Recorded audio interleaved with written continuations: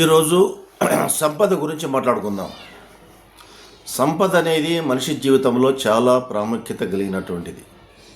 ఎవరు సంపదను వ్యతిరేకించరు. జీవితాంతం అప్ టు డెత్ సంపద కావాలి కావాలి కావాలంట, అది సహజం. ఇంకొక 24 గంటల్లో చనిపోతుందనే వ్యక్తిని కూడా సంపద కావాలంటే వద్దు నాకు అన్నాడు, కావాలంట. కానీ మనిషి తాను ఆల్రెడీగా సంపదలో ఉన్నాడు, సంపదలు లేకుండా లేడు. సంపద సమృద్ధిగా ఉన్నాడు. ప్రతి మనిషి ఉన్నాడు, ప్రతి జీవి ఉంది, ప్రతి చెట్టు పుట్ట నేచర్ ప్రతిదీ సంపదలో ఉంది. కానీ తన సంపదను తాను గుర్తించుకోలేకపోతున్నాడు. అవును, నా దగ్గర సంపద ఉంది ఆల్రెడీగా, నేను సంపదని అనుభవిస్తున్నానని అనుకోవడం లేదు. మరి కాళ్ళు చేతులు అవయవాలు అన్నీ ఉన్నాయి, అదొక సంపద. ప్రాణం ఉంది, అదొక సంపద. భూమి గాలి నీరు అగ్ని ఆకాశం ఈ పంచభూతాలలో ఆయన ఉన్నాడు, అది సంపద. జీవించి ప్రాణంతో కూడా ఉన్నాడు, అది సంపదే. కానీ సంపదని ఇవన్నీ గమనించుకోకుండా సంపద లేదు సంపద లేదంటాడు. అంటే సంపదకి వ్యతిరేకం నేను కాదు, కానీ సంపద అవసరమే. కానీ తనకున్నటువంటి సంపదను ఐడెంటిఫై చేయకుండా ముందుకు పోతున్నాడు. నువ్వు ప్రాణంతో ఉన్నావు, అదొక సంపద. నువ్వు పిల్లలు ఉండడానికి అదొక సంపద. నీలో ప్రేమతత్వం ఉంది, అదొక సంపద. నీలో అంతర్గత మనస్సు ఉంది, నువ్వేం కోమలో లేవు. కోమలో లేకుంటే నీకు సంపద లేదని నువ్వు అనుకోవచ్చు. నువ్వు మాట్లాడుతున్నావు కదా, నువ్వు సంపదే. నీ ముక్కు కాళ్ళు జ్ఞానేంద్రియాలు ఉన్నాయి, ముక్కు చెవులు కళ్ళు నాలుక, ఇది సంపద కదా. కాబట్టి ఆల్రెడీగా సంపదలో ఉన్నాడు. తన అంతర్గత సంపదని గమనించుకోవాలి.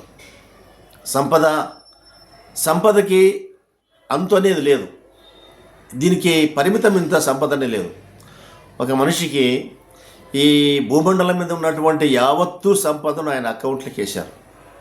చేసిన తర్వాత ఆయన ఏమన్నాడంటే, దేవుని అడిగాడు, ఓ దేవా, నాకు భూమండలం మీద ఉన్నటువంటి యావత్ సంపద నా బ్యాంక్ అకౌంట్లో వేశావు, అయినా నాకు తృప్తి లేదని అంటాడు. ఎందుకయ్యా, భూమండలం మీద ఉన్న సంపద అంతా నీకు వేసా కదంటే, ఇంకా చంద్రమండలంలో అంగార గ్రహంలో నక్షత్రాల్లో శుక్రుని దగ్గర పాలపుంతల్లో ఉన్నటువంటి నక్షత్రం దగ్గర ఎంత సంపద ఉందో అది నాకు ఇవ్వలేదు కదా స్వామి, అది ఇచ్చింటే బాగుండదు అన్నాడు. కాబట్టి సంపద అనేది ఎండ్లెస్. నీ సంపద నువ్వు గమనించు. నువ్వు ప్రేమగా మాట్లాడుతున్నావు, అది నీ సంపద. నువ్వు కరుణతో మాట్లాడుతున్నావు, అదో సంపద. నీకు ఫ్రెండ్స్ ఉన్నారు, అదో సంపద. ఇరుగో పొరుగు ఉన్నారు, ఒక సంపద. నువ్వు ఊళ్ళో ఉన్నావు, నీకు అదో సంపద. నువ్వు చెట్లను చూస్తున్నావు కళ్ళతో, నీకు అదో సంపద. ఇవన్నీ సంపదలు కావా? నువ్వు గాలి పీల్చుకుంటున్నావు, గాలి లేవనుకో, నీకు సంపద ఉన్నట్లా? నో గాలి, గాలి లేదు. నో వాటర్, నీకు నీళ్ళు లేవు, సంపద ఉన్నట్లు లేదు కదా.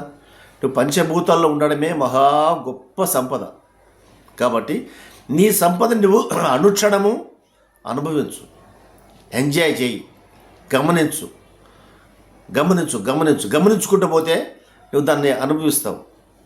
నువ్వు భూమి మీద నీ సంపద అనుభవించేకొచ్చావా, లేకుంటే త్యజించేకొచ్చావా? నీ సంపదని అనుభవించేకొచ్చావు. నువ్వు తల్లి గర్భంలోంచి బయటకు వచ్చావు, నీకు అది సంపద కాదా? పోనీ 60 ఏళ్ళలో 70 ఏళ్ళలో 100 ఏళ్ళ తర్వాత నువ్వు కాలం అయిపోతావు, వెళ్ళిపోతావు. అప్పుడు నువ్వు సంపద చూసుకోగలవా? అది సాధ్యమేనా? డెత్ తర్వాత నీ సంపద నువ్వు గమనించుకునేటువంటి శక్తి నీకు ఉంటుందా? అది ఎవరికి ఉండదు. కాబట్టి నీవు జీవితంలో ఉన్నప్పుడు నీకు ఏ సంపద ఉందో అనుక్షణము గమనించు. కొంతమంది అను, సార్ పక్కింటి ఆయనకి కార్లు ఉన్నాయి కాబట్టి ఆ కార్లు లేవు కదా అనే భావన నీకు రావచ్చు. కానీ పక్కింటి వాళ్ళకి ఎదురింటి వాళ్ళకి ఇరుగు పొరుగు పక్క ఊళ్ళకి పక్క లేని వాళ్ళకి కార్లు ఉన్నాయి, నీకు కారు లేదు. నీకు కాళ్ళు ఉన్నందుకు నువ్వు హ్యాపీగా ఉండు. నాకు కాళ్ళు ఉన్నాయి, కాళ్ళు లేనివాడు బండి మీద దోక్కుంటూ పోతున్నాడు ముడ్డితో, నాకు కాళ్ళు ఉన్నాయి హ్యాపీ అని చెప్పి. కాబట్టి ఈ సంపద అనేది అవసరమే, దాన్ని కష్టపడాలా, సంపాదించాలా, కూడబెట్టాలా, తినాలా, ఎంజాయ్ చేయాలి, లైఫ్కి అవసరమే. కానీ సంపద లేదనే భావం నువ్వు ఎప్పుడైతే పెట్టుకుంటావో నీకు లేకుండా పోతుంది. యద్భావం తద్భవతి. నీ భావం ఎట్లా ఉంటుందో నీ భవిత కూడా అట్లే ఉంటుంది. సంపద లేదంటావు, లేదు, రాదు. ఉంది అనుకుంటావు, వస్తుంది, 100% వస్తుంది.